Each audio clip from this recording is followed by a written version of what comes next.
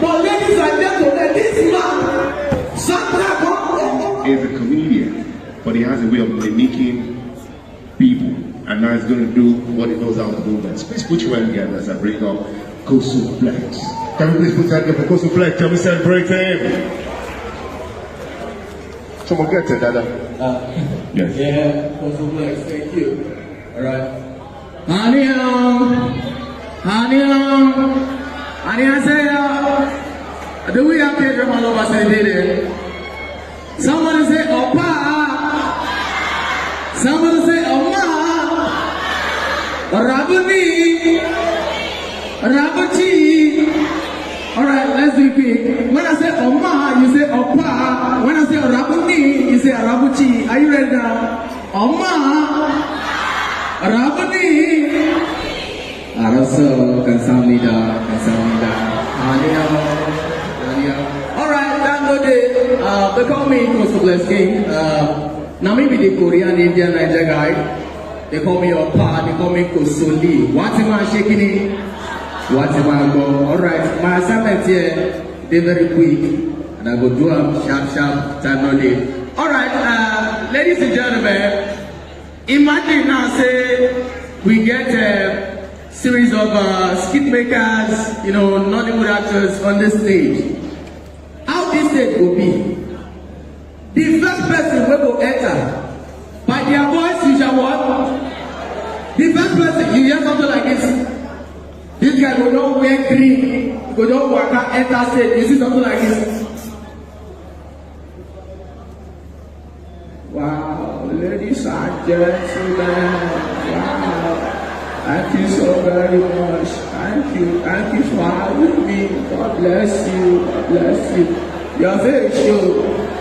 Your shoe is fine. Nice one. Alright. What's it in my name? Alright, God bless you. Now, I got one sweet brother here. This guy is very stupid. Who be this guy? He go put a cap for one side like this. He to go enter. You see something like this? I mean, you won't call it. So you want me to give you water. If they follow up his talk, I will give you water. Who be that? OGP reset. Now, another skip maker will enter. This guy, all on Charlie, he go put something for this place. He go come back up.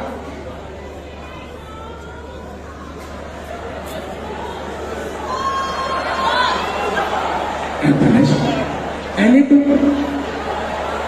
Ẹ̀ṣọ́ ọlọ́wọ́ àgbẹ̀gẹ́ lórí sókó àtòrí òkè mojú wọn kẹ́ dédé rán mi ẹ̀kan tó bá rán mi bá gbọ́ lẹ́gí ìjìnlẹ̀ kọ̀ọ̀pá àbọ̀dọ̀ pàṣẹ lèmọ̀ áwọ́dún lèmọ̀ ẹ̀pẹ̀lẹ́ṣẹ̀ ọlọ́wọ́ àgbẹ̀gẹ́ lórí sókó wọ́n bí dáa pásítọ̀ lèmọ̀ náà lọ́pẹ̀ mixer Nollywood actor.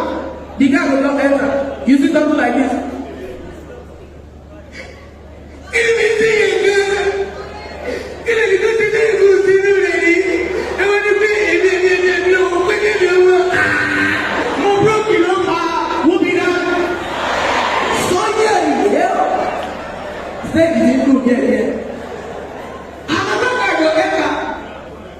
This man they do babalawo for free.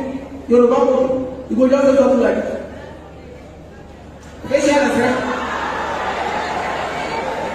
Ẹni sòrò. Torí pẹ̀lú fún yẹn ní ṣojú ilẹ̀ lọ́lẹ̀. Èyí ti ṣe èyí ti rí Ọdúnladé Adébọ́lá Ìjẹ̀bú Fíjì Àbálòkun. Torí pẹ̀lú fún yín ẹni tó dùn lọ́wọ́. Èyí ti rí. Ẹ̀wọ̀ ẹ̀bá sáwọn aláṣẹ wọ́. Ẹgbẹ́ ń sọ̀rọ̀ fún gbogbo yín ìsìnkú àwọn ọ̀tá yóò ní sórí ilé. Wọ́n ṣògbò dára ní BTC. For inside is left body.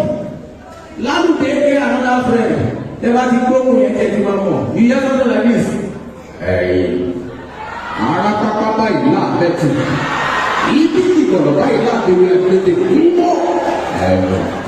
Orí ìwòlé àgbà àti wà bí. Olóko ọwádìí àwọn sàgbéwé ìtura. ní bàjẹ́ fún ọmọ ìṣòro ẹ wò bí wò gbogbo ní mo kí o kò ní bàjẹ́ fún ọ ní ara pápá báyìí láàbẹ̀ tù ní bí ìbẹ̀rẹ̀ báyìí láàbẹ̀ yẹn ní létí ẹ wò kí lorúkọ mi náà alápinni òòṣà ẹ náà ó kọ àwọn méjì yìí.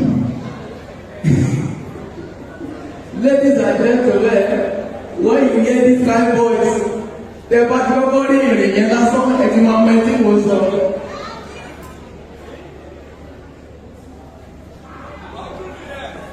Èyí ti rú èyí ti rú.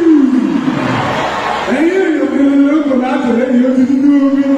Wọ́n ti yí tìṣó tìṣòro, wọ́n ti yí tìṣó tìṣòro.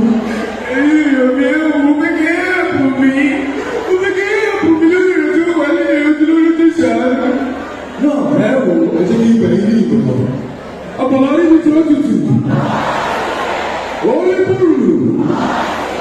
Orí àwọn tó tutù. Nígbà tí àwọn yẹn bẹ̀rẹ̀ sí lórí lọ́sẹ̀, wọ́n bẹ̀ dáadẹ́ àwọn ọ̀pọ̀lọpọ̀. Lórí dáadẹ́. Nice one, nice one, that's very good. Now, ladies and gentlemen, last thing before I eat, you see this man. This is the first time performing in front of this man. Ladies and gentlemen, if na this man the rest for produce the book like a new soundtrack. Before na something like a new soundtrack. Ilé má dá wúlò àbí kékeré kọ́rọ̀ má dá wúlò. Bàtò yá kùkú ní tẹ́kọ̀ bá. Irúṣẹ́ ṣọ́mà dúró ti ní ìlú. Nígbà díẹ̀ soundtrack yẹn ti wá dé ìlú lápò. Ẹ máa gbọ́.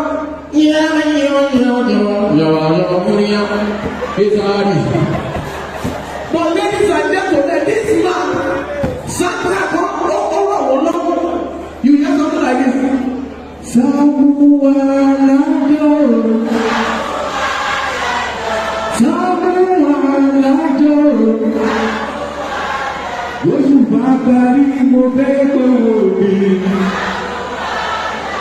Ẹ̀fún mi ní gáàsì. Ní gáàsì.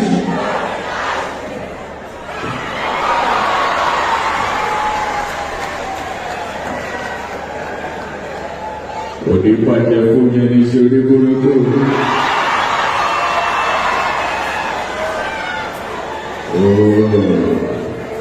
Yìí.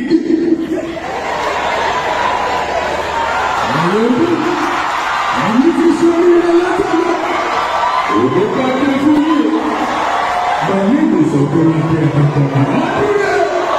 Onípàjẹ́ fún yìí. Ìgbé. Ìgbàjẹ́ fún yìí. Olú ti fún mi káàsì. Olú ti fún káàsì fún mi ẹni tó ní bí mi fún. Bàbá ìgbà jẹ̀jẹ̀ dábàá fún mi káàsì. Ẹgbẹ́ òkú náà tó ẹgbẹ́ òkú mi bàjẹ́ fún mi ẹni tó ní bí mi. Oh, we bless you. Ladies and gentlemen, thank you so very much. I love you.